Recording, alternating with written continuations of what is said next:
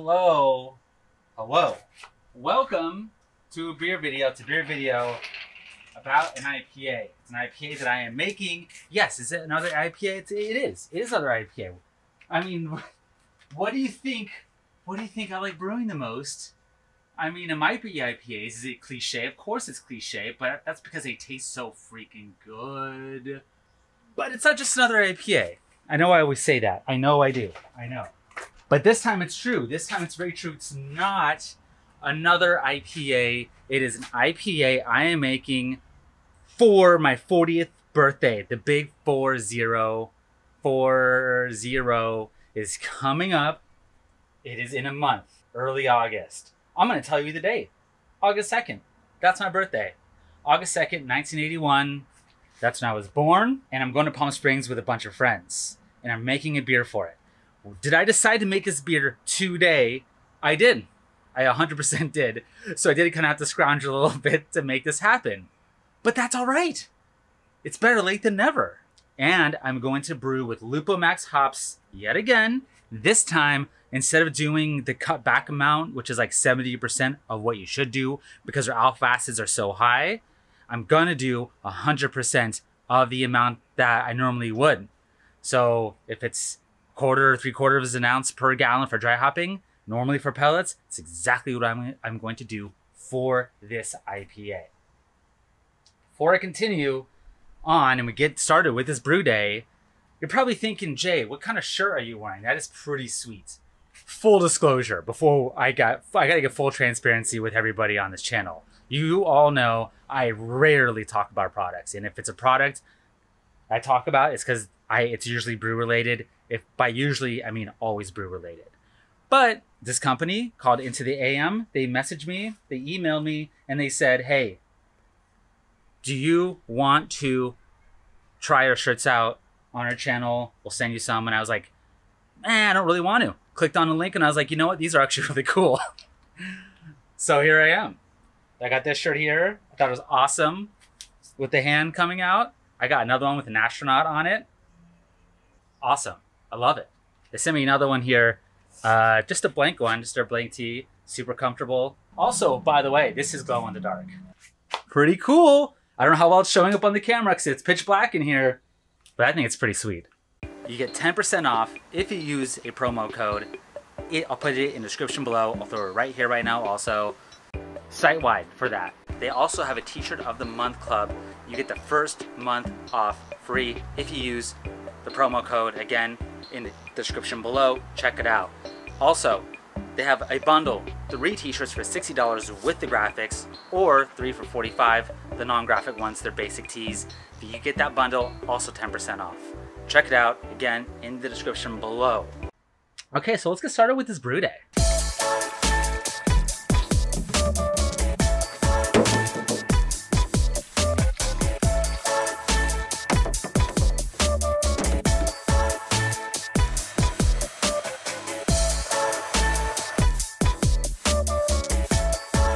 So I've been messing with the mesh bag with the claw hammer system. As you just saw, I've been putting one of those like mesh containers I used to dry hop with in kegs. I guess they're for tea, but I use them for dry hops. So do a lot of other homebrewers. So I don't want the bag to burn on the metal, the heating element coming in. So I do this, clip it on. I honestly don't think I'm getting that much better efficiency, but for small batches, I want as much water contact as I possibly can. And with this here, that dud ton space is so massive that like my small batches go to like there or like there. So I get like really thick mashes. So I'm trying to thin it out a little bit. And I think it's been working a little better, like I said, but yeah. So for this IPA, 6.5 pounds of grain, just 2-row. I really didn't want to go to the homebrew store, and that's all I had. I'll usually like to throw a little flaked oats, even for like dry, sort of West Coast style IPAs. You know, this is all I got. Sometimes I throw carrot pills. Sometimes a little 2% honey malt works really well. I know Beechwood Brewery does that, at least they used to. I heard that on the Brewing Network podcast from the head brewer. Here I am, just straight up 2-row. All right, I'm adding a little bit of lactic acid to my mash here. Get my pH to about 5.2, 5.3 range. I like to do about 1.5 milliliters. That almost always gets me to the range I need to. I don't really take pH readings as much anymore because I just know that works or gets me really close to it. And simple as that. I still wonder how much pH really matters. I think Brewlosophy did a whole thing on this where they did like a pH at like 6.2, and then one at like 5 or 5.2, and no one could tell the difference. And it's supposed to help with some fermentation with the yeast. You know, helps with conversion, allegedly. But I do it just because I should. What's weird though, like I said before in other videos with sour beer, I just throw it in there. I just don't even do it. I don't worry about my pH reading. Unless I'm doing a fast sour later on, then I get my pH to 4.5 to help from bad bacteria getting in. But that is a different process. For what it's worth.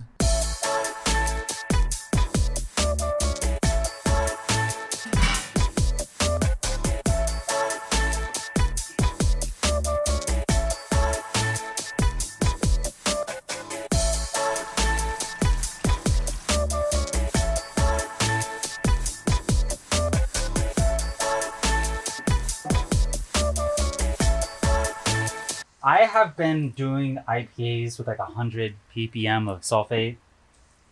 And I was like, you know what? I want to revisit this. Because it's supposed to enhance bitterness.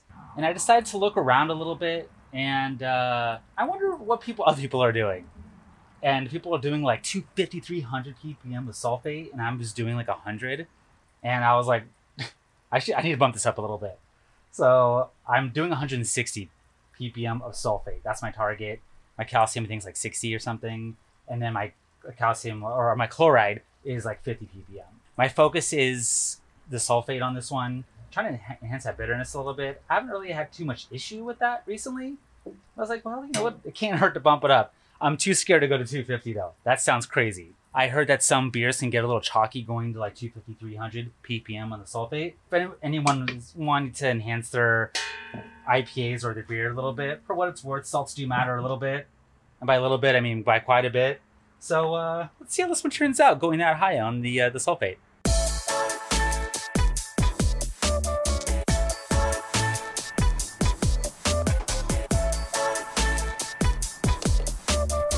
$10.52.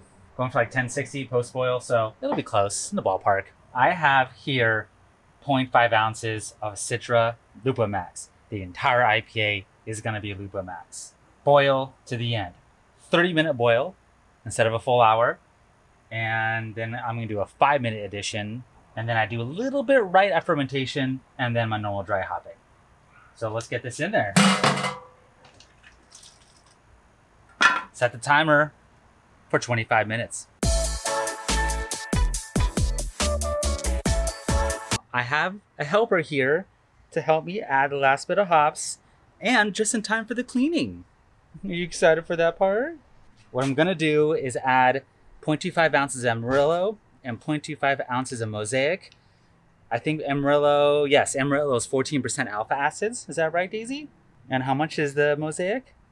18%? That's correct. 18% alpha acids. That'll get my total IBUs to about 65. And it's 5 minutes left in the boil. And what I forgot to do before I picked her up is if you can hold this, Daisy, perfect, good. I need to put this into a mesh container because last time it got all clogged when I just threw the hops in there. There we go. Screw that on. Daisy, if you can give me a hand here, that would be great. Okay, good. You want to throw that in there? Perfect. Good job, Daisy.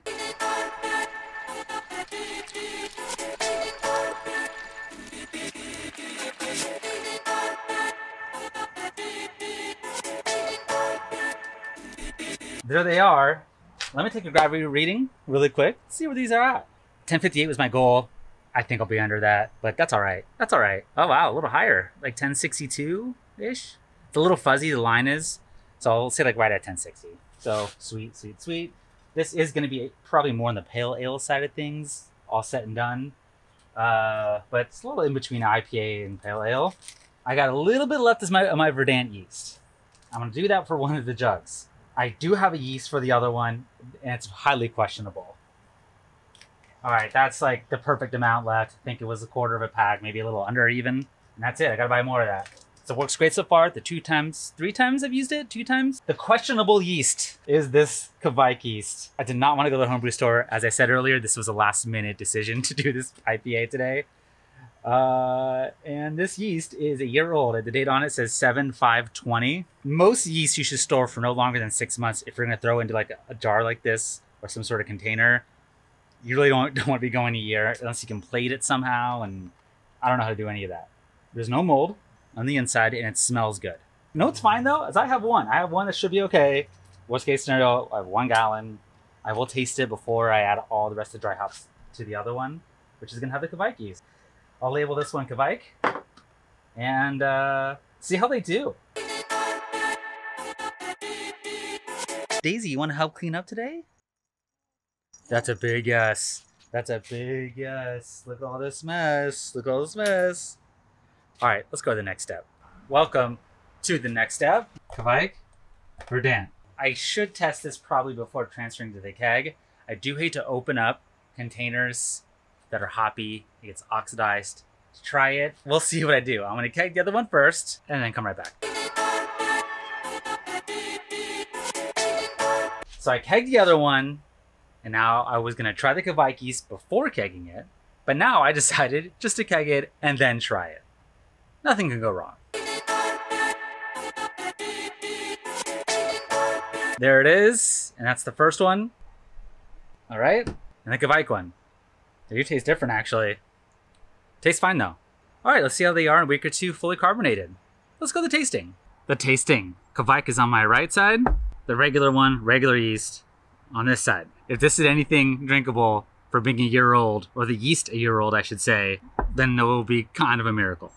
Let's do it. Let's do the normal one first, the regular one. Smell on it's nice.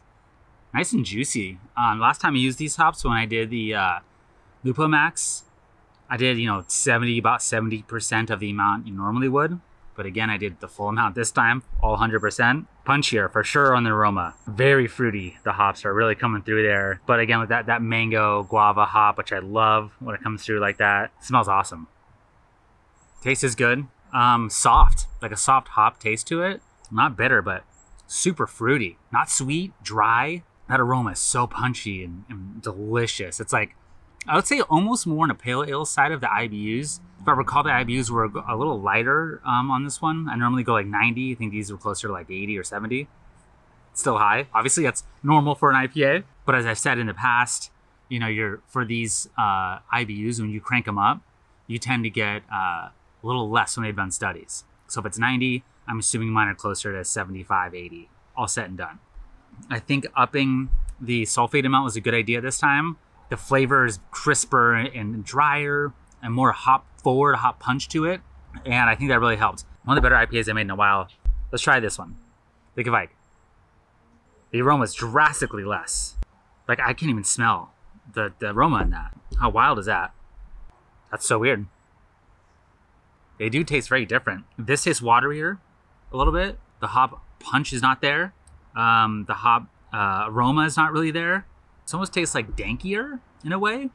Obviously, yeast does play a role. You look at the way Belgian beer spits off phenols, and then you look at Hefeweizens, again, those estery sort of banana stuff coming out of it. This, Kviek yeast is going to produce something different than, your regular yeast. Kviek yeast can also be pushed up to like 90 degrees Fahrenheit when you're fermenting. I did this at like 65. Maybe that makes a difference too. Maybe it prefers 90 degrees. Maybe it was also a year old. So maybe that was a factor as well. It's not bad. It just doesn't have quite that oomph as this one does. Lastly, as I close, the Lupomax hops, I do think just go 100% if you use them. They say 70% on the site, go 100. I think that's the way to go with them. You're gonna just get the max amount. And if you use like what you normally would for dry hopping especially, I think you're gonna get a really nice, beautiful, punchy aroma to that for sure. So thank you for watching. See you next time.